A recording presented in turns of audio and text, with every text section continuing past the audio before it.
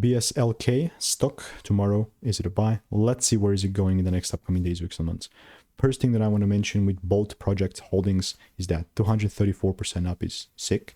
Before I get into it, I've spent thousands on courses and mentors over the last 4 years, documented all of it on my YouTube channel.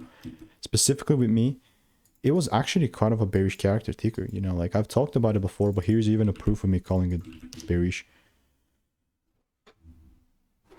Like, there you go, man. Like, this was a month ago, just before 2025, and now we're just did a whole 180 on this.